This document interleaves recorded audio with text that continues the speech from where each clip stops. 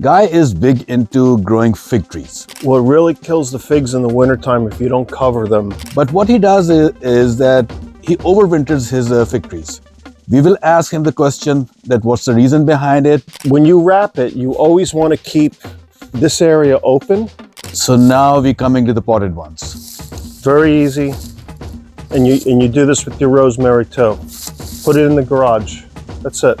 But it's always good to go and ask somebody who has been doing something like this for years. Hello, universes. We would like to go back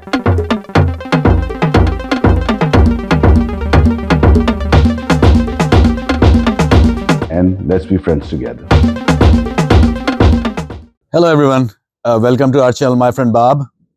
Today we are at our friend Guy Lazzari's house. You would have seen him. He has done two different episodes with us. One on his garden in a small backyard where he grew a lot. We will ask him how his garden went. And then we did another one in our backyard when he came over to talk about fruit trees, about pruning and taking care of them.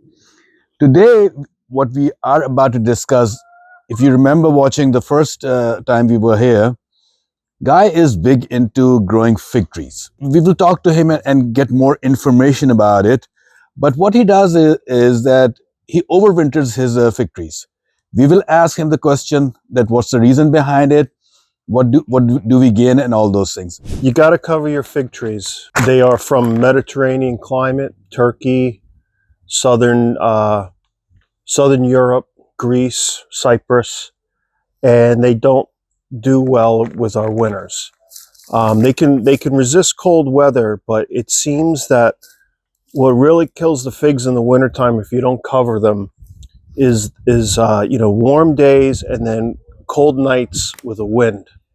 And a fig tree is a very, very thin bark tree, and you'll get a lot of winter damage, and it won't kill the fig tree. The root system is extensive, and even if the whole crown dies back in the wintertime, you'll get new growth. But the problem is that by the time it puts out the new growth and sets figs, the figs are not going to ripen.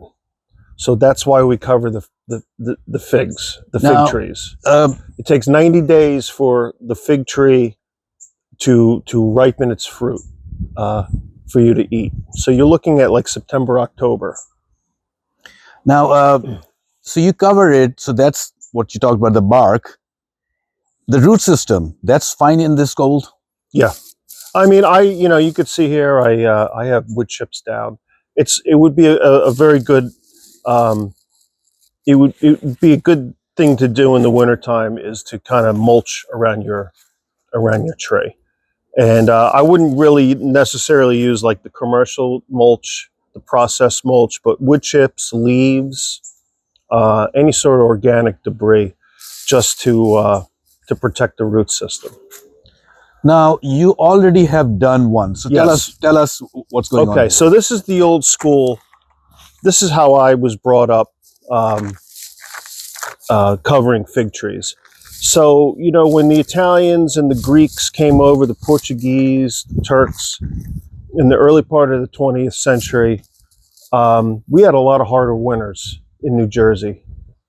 And so this was a way of combating the hard winters that we used to have. And the technique here is that you tie the tree up and you cut it back so it's a manageable size. And don't be scared to cut the fig tree. It's not an issue for them. This one's covered with I had an old blanket. We used to use old blankets, old tablecloths, and you wrap the tree with the covering. I prefer burlap, and I'll explain why in a minute. So you wrap the tree itself, and then you put the tarp over it. Now, when you wrap it, you always want to keep this area open. Okay. You want this open, and you want the bottom open. Okay, like I did here. The reason being, if you get a warm spell and you get a week of 60 degrees, they sweat under here, okay? Especially with the blankets. And you'll get mold and mildew when you uncover your trees. And you can get dieback from that.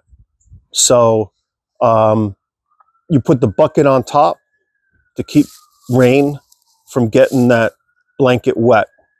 And when you get warm days in the wintertime, you just take that bucket out and the tree's able to breathe. Now, our winters have changed dramatically in this state. And this is not my preferred method anymore.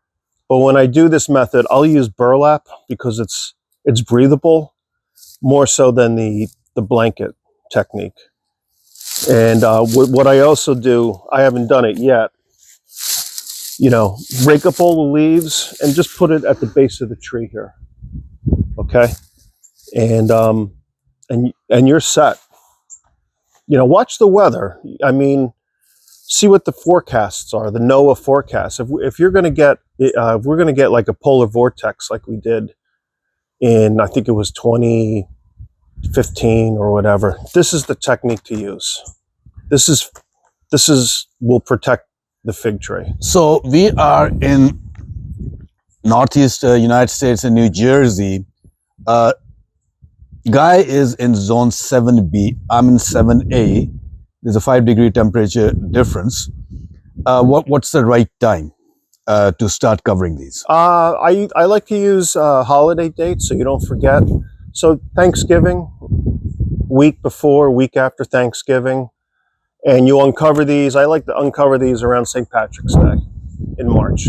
This is for this area. Obviously, if you've got viewers in central New York or Pennsylvania, you might want to, depending what your winters are like, you might want to start a little earlier.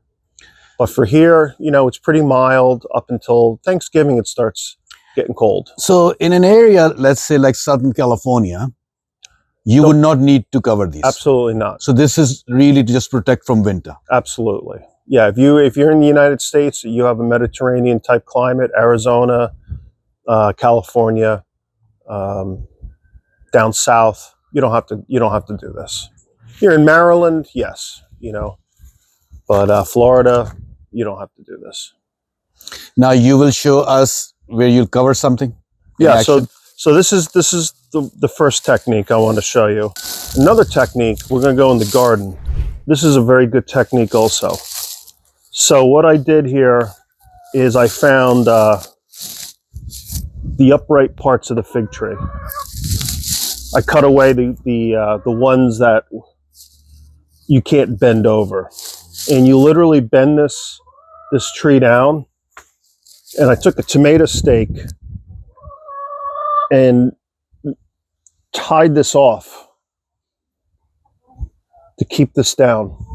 Okay, and then I'm gonna get a board.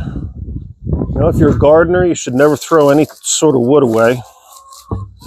And what I'm going to do, we'll put a board down here, and I'll get some other pieces of wood here and kind of seal this off and literally just throw dirt on this. The dirt is an insulator. And back over here, it's a little high. I'm going to get a couple barrels of wood chips and dump it just right over there, right on top of it. And that'll insulate and protect the bark over here, and the dirt will insulate. Now, in my case, Guy, my fig trees are in my front yard. Mm-hmm. What would you recommend so it does not look ugly also? Well, you're talking to the wrong person. Because I just wouldn't care. I've seen people make nice boxes out of wood and plywood. You could do that and paint it. Now here's another scenario that you could do. I don't really care for this. I actually want to get rid of this this fig. But anyway, I'm not going to cover it this year. But if this was something that I wanted to cover, you can literally just get a piece of plywood and just lean it up against the garage and the ground. and you could protect it. Cover up any area that's open. You could put bags of leaves and shove it in there, and that'll give nice insulation for this tree. So now we're coming to the potted ones. Very easy, and you do this with your rosemary too. Put it in the garage. That's it. Don't put it inside. It's not a house plant. It'll suffer if you put a fig tree inside. It's dormant. It lost its leaves. I stick it in the garage. If you have a shed, put it in the shed, and once in a while, just water it so the root system doesn't dry out. And you do that to the rosemary also. This will stay all winter in this pot. You get some nice days. Get some 60 degree days in the winter time. I just take them out. I put them in the driveway. You know, they enjoy being out. I got some hydrangea. I was pruning some hydrangea for a customer, and these were little volunteers. So I stuck them in there. Now we go to the side of the house? Yes, and that's my favorite. So now we at the side of the house. These were huge trees when we saw back in summer. So Guy, tell us about these. So this is my favorite way of covering the figs in New Jersey with the winters we've been having. And it's very simple. I take poles and I wrap burlap around the poles, and then I fill it with leaves. The leaves that you rake up and get rid of, I put in here. And the leaves are a beautiful insulator. And the burlap, so when you get rain and the leaves are wet, the burlap is breathable, so the leaves dry out beautifully. And they can survive any sort of cold, any sort of winter. It's very easy to do. And this is my favorite technique. So over here it's open from the top, but the leaves are what's An insulator. Yep. insulating it. Okay. Now this one, I'm not too happy the way it came out, and what I would suggest doing, and I'm going to do next year, is I'm going to put chicken wire, and then put the burlap. So this is actually a lot bigger than this one, and do the chicken wire with the burlap, and stuff the leaves in. It's a little exposed here. What I'm going to do is I got to trim that Leland cypress, and I'll take all the trimmings and I'll just put it on top of here, and that'll give it nice insulation. And the houses help here. The two houses, they're close together. It helps with the wind. And this little thing, not my favorite fig tree. I don't know how it even got here, but I tried digging it out, and it's stubborn, so I take care of it. What I'm going to do is leave it this height. I'm going to put some chicken wire around here, supported with stakes. We'll fill this with wood chips, and you'll be golden with this. This is actually a good producer of figs. It's just in an awkward area because that's where my Sprinkler system. that's where my hose is, you know. Now, so these are the 3 or 4 different techniques that you'll use. Is there something else that could be done and you have not done over here? Not that I can think of. I know I was reading of a guy, there's a fig farm in the Adirondack Mountains, and he actually digs the figs up every year and puts them in a greenhouse. But that's pretty extreme. But I think that these techniques I showed, they're easy to do for a homeowner, and you know, if you love the trees, you love the fig trees. It's not work. It's nurturing for them. So, and you do this, and you'll get figs. Now, so this is what's done. Would you fertilize it right now, or you fertilize when you take the covers I off? never fertilize my figs. You never do. Never. Okay. I don't. I would say don't fertilize them. You know. Okay, so this was about figs. So tell us about the garden this year. How did that happen? How Well, did you that know, go? anytime you garden, there's always problems. I had a great tomato season. I did great. I experimented with the tomatoes in the pots and the 5-gallon pails, and they produced wonderfully.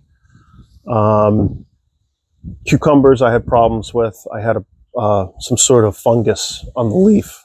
They would get started and then shrinkle up and die. Green beans were great. Eggplant, fantastic. I see you have just picked some chili peppers. I see in the peppers were great in pots. So I had a good season. Excellent. Yeah. So I hope you enjoyed this video. The reason was information like this is passed between generations. I don't know if you can find a book about it or not, but it's always good to go and ask somebody who has been doing something like this for years. I have had fig trees for quite a few years. I never have covered them. And when Guy mentioned to me in summer one thing, it did ring some memory that my fig tree dies down all the way. So it takes good half of the season for the tree to start all over again. So I think I learned something new, that covering it will help it not to die. So in spring, when you start in spring, when the season starts, it will start blooming right away. So hopefully by June or July, you might start seeing some green figs, and probably by the end of July, you probably can pick them also. So as I said, I hope you learned something new. We are very thankful to Guy again for his hospitality. He has brought me some pickled tomatoes, and I would love to enjoy those. Thank you so much. Keep on watching. We'll see you next week. Goodbye.